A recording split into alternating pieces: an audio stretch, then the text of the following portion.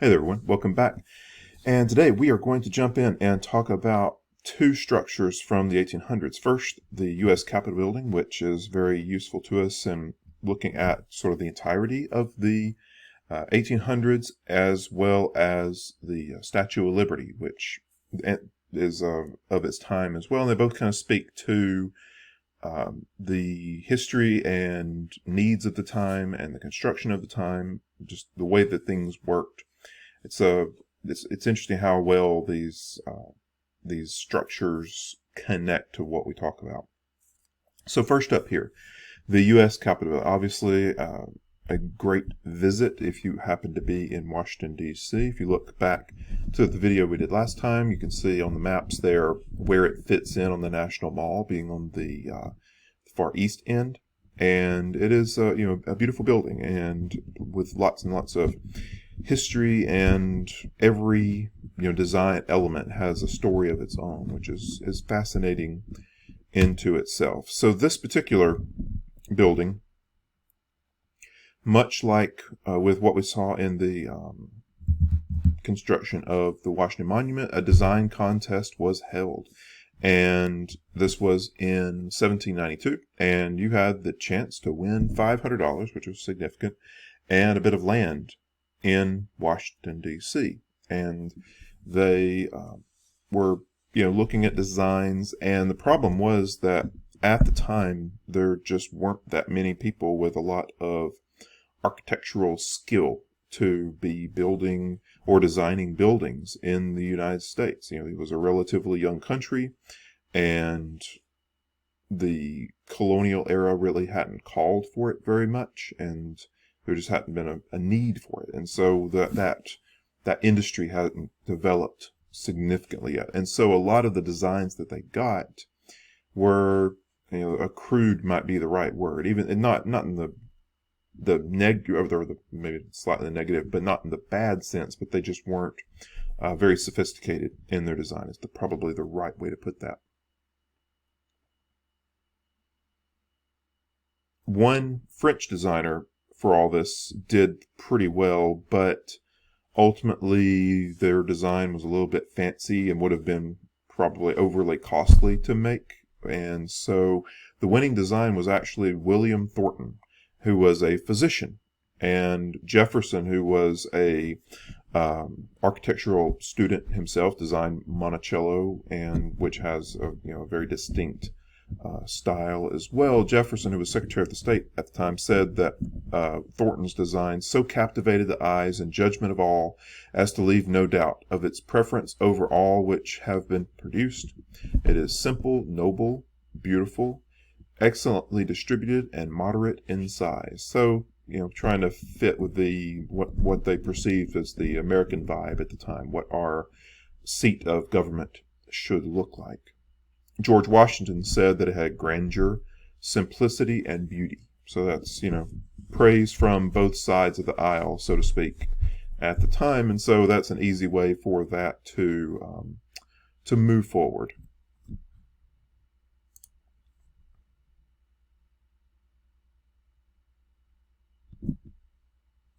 So the Senate chamber, the north wing, is going to be completed first, with both houses meeting there. That'll be around 1800. And so, beginning in 1793. So, a good 7 years to get to the point of actually holding up in there. That seems like a good long time, but, construction of fancy buildings rarely moves quickly. And then another 7 years for the South Wing, the House of Representatives wing. And they call it the North and the South Wing because the building is oriented north and south, obviously. But if you look at those maps previously from the National Mall, you see that if you follow north from the Washington Monument, you reach the White House, and you go east, you hit the Capitol building. And so the Capitol building is facing the Washington Monument, and so you end up having a north and a south wing. And so that's how you ended up with this arrangement here. And so here's the original design. So it says the east front of the Capitol of the United States, as originally designed by William Thornton and adopted by George Washington, President of the United States.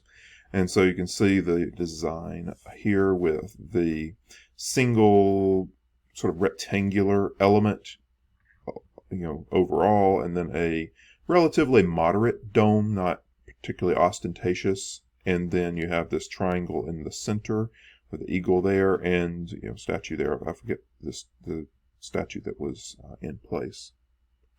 But its inspiration was actually French, from Thornton's inspiration. So Thornton's inspiration was a mixture of these two buildings. So you have, if you look, I'm going to flip back and forth here slightly just so you can see.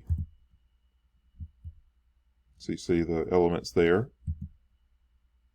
So basically, it would be this structure plus a dome, and then maybe increasing the prominence of the center triangle a little bit to fit more with this top structure. So now what these are, if you don't recognize them, is the Louvre Museum there in Paris and the Paris Pantheon. So these are two structures that are fairly close to each other. They're within walking distance. They're in the center of Paris. If you just kind of go towards where a lot of the touristy things are, the Louvre Museum obviously has a huge area dedicated to it, and across the river and just a little ways away is the Paris Pantheon. So what these are, the Louvre Museum got its start in the early to mid 1700s as an actual palace, and then it became, over time, I won't get into a lot of specific detail, but a place to house art. And originally it was for a somewhat temporary display of the royal art collection, which would have been the royal family art collection there in France.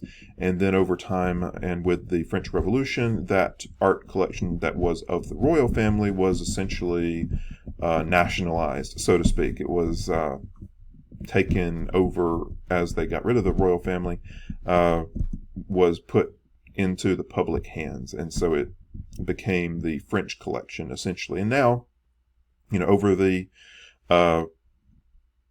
last couple of centuries, this has been expanded into a very large complex. And if you ever have the chance to go, it's a pretty incredible place to visit. It really, to even begin to see it, requires multiple days. But this is this side of the Louvre is the inspiration for the main structure of the U.S. Capitol. And then the Paris Pantheon came later in the 1700s and would have been a fairly recent addition to Paris at the time that William Thornton, who was fairly well informed about goings on in Paris, would have been impressed with this structure that was built. And essentially, this is a mausoleum, a place to house the tombs of important people. So over time, more and more famous people of France, or not so much famous, but well thought of people in France, have found their final resting place here. And so to be buried here, it takes an act of the French Parliament to be approved to be buried in the Paris Pantheon. And it's a very high national honor for that to be granted to someone. And it doesn't happen very often at all, and it's actually filled with a lot of art. It's much more of a somber kind of place than the Louvre, but it's still very much French and dedicated to art. And so it kind of, each person's tomb has a certain art connected to it. So, but it can be visited as well.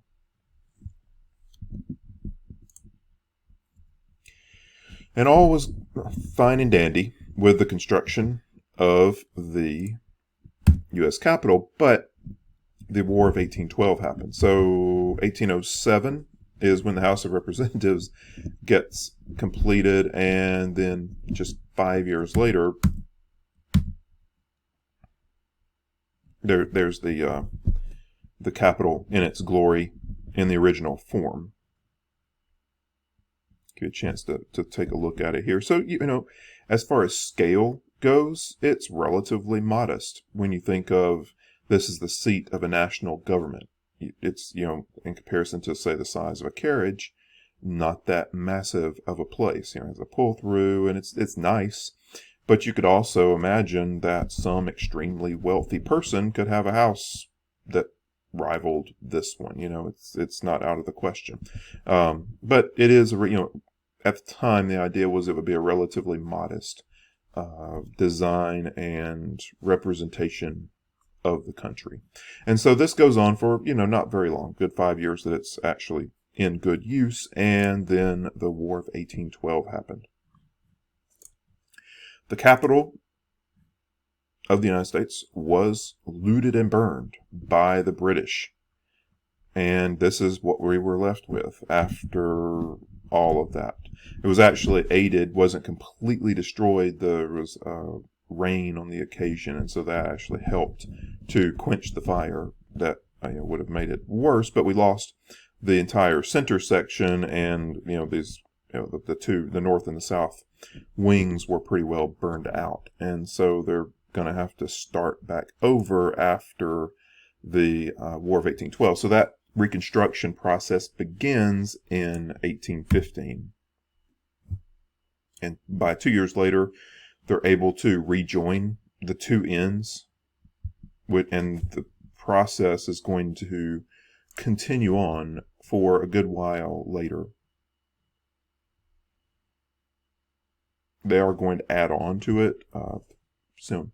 Design decisions are made. They're going to add front steps, a portico, a rotunda in the center as they do the remodeling. And then they're going to be pushing the boundaries of what's possible because the United States is growing. And with the growth of the United States, they need more space. There's more representatives in both the Senate and the House of Representatives, and it's getting a little tight in there, and they are going to need a bit more room. And so there's calls for expansion of the two wings to accommodate growing House numbers of representatives, but also remember that their offices were often in the building as well, and so there's need for staff and things like that. So lots of needs for space there. And so in 1850, Congress approves expansion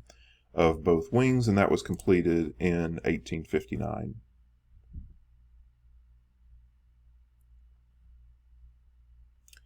And I believe it'd be best to just pause there. We'll come back and talk about changes to the dome to make it a bit more grand.